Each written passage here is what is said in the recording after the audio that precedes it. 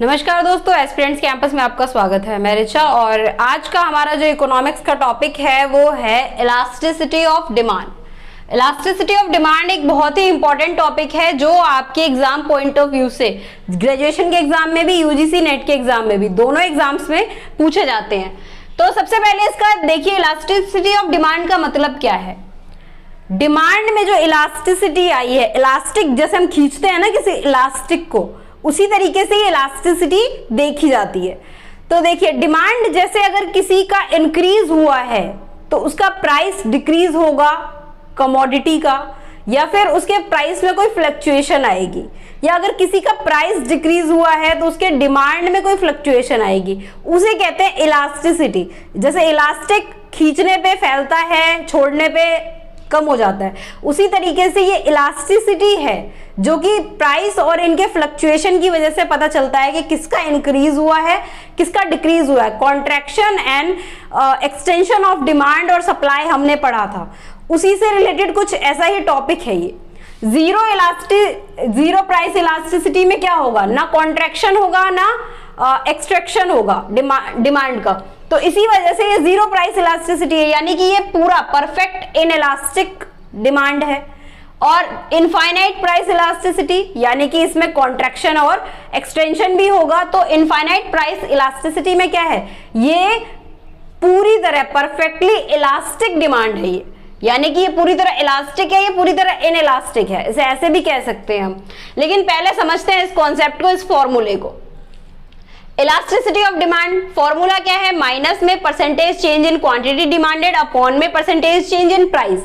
यानी कि माइनस का स्लोप क्यों आया, क्योंकि प्राइस अगर डिक्रीज होगा क्वांटिटी इंक्रीज होगी, प्राइस इंक्रीज होगा क्वांटिटी डिक्रीज होगी। ये आपको पता ही है पहले से कि इनका इनवर्स रिलेशनशिप चलता है।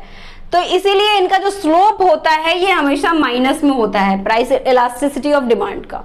अब उसके बाद बात ये आती है देखने की, चलिए इसको एक हम फॉर्मूले से समझते हैं, एक एग्जांपल से इस चीज को समझते हैं।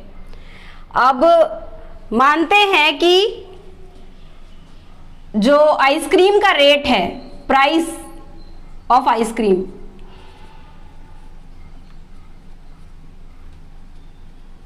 %10 रिड्यूस हुआ है, रिड्यूस कंजम्पशन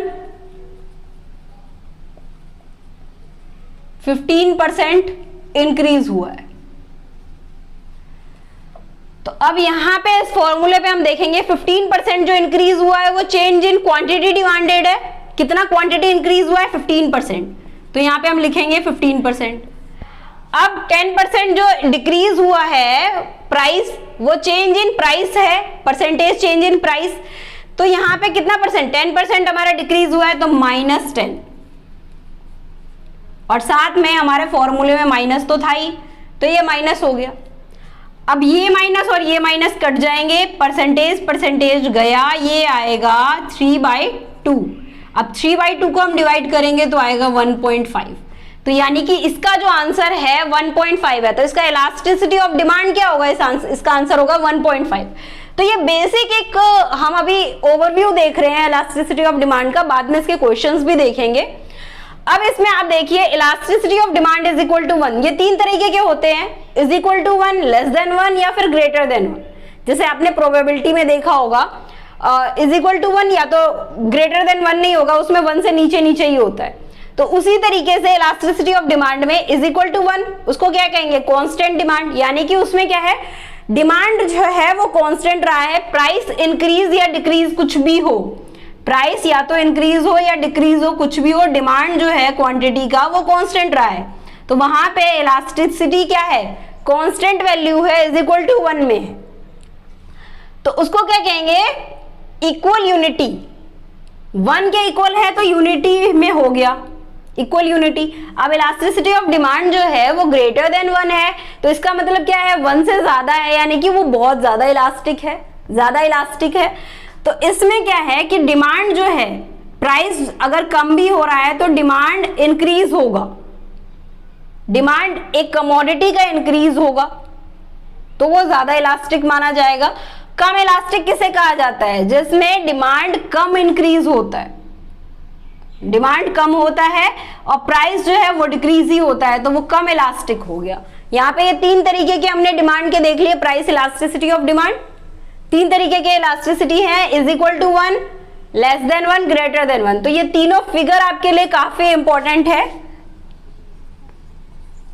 और elasticity of demand is equal to 1 वाले में कई बार क्वेश्चन आ जाता है, ठीक है। तो इसको अच्छे से हम इस चैप्टर में हम अच्छे से इसको पढ़ेंगे। अभी एक हमारा ओवरव्यू था कि किस तरीके के होते हैं और इनको क्या कहता है, परफेक्टली इनइलास्टिक क्या है और परफेक्टली इलास्टिक क्या है। इनफाइनाइट प्राइस इलास्टिसिटी को परफेक्टली इलास्टिक कहेंगे और जीरो प्राइस इलास्टिसिटी को परफेक्टली इनइलास्टिक कहेंगे। और आपको ये भी समझ आ गया होगा कि इलास्टिसिटी ऑफ डिमांड का स्लोप नेगेटिव क्यों होता है, ठीक है, वाई इज इट नेगेटिव, और इसके फॉर्मूला जो है उस पे हम कैसे किसी चीज को रख के हम क्वेश्चन निकाल सकते हैं, ठीक है।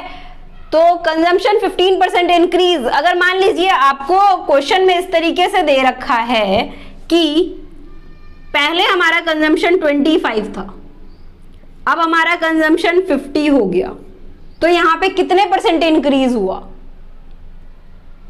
25 से 50 हुआ है, तो कितने परसेंट इंक्रीज हुआ है, 25 का गैप है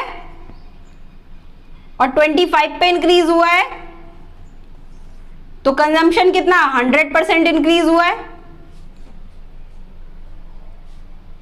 इसी तरीके से यहां पे निकाला जाता है, बीच का गैप देख के निकाला जाता है। अगर आपका कंजम्पशन पहले इतना था अब इतना है, तो इस तरीके से आप निकालेंगे। जैसे यहाँ पे क्या है 15% इंक्रीज, कितना परसेंट इंक्रीज, यहाँ पे हमें तो डायरेक्ट दे रखा है, लेकिन अगर हमें नंबर दे रखा होगा और हमें परसेंटेज निकालनी है कि कितना परसेंट इंक्रीज हुआ है, तो हम इसी तरीके से निकालेंगे। परसेंटेज निकालने के लिए हम रेशियो का यूज करें तो ज्यादा बेटर है, रेशियो मेथड काफी सही होता है, इसमें कोई कंफ्यूजन नहीं होती है परसेंटेज निकालने के लिए। अगर आपको कोई डाउट है तो आप हमें कमेंट सेक्शन में पूछ सकते हैं, ठीक है। और आपको ये हमारे इकोनॉमिक्स क्लासेस का जो सेशन है ये कैसा लगा हमें कमेंट सेक्शन में जरूर बताएं। कोई भी डाउट हो तो आप हमसे पूछ सकते हैं कमेंट सेक्शन में।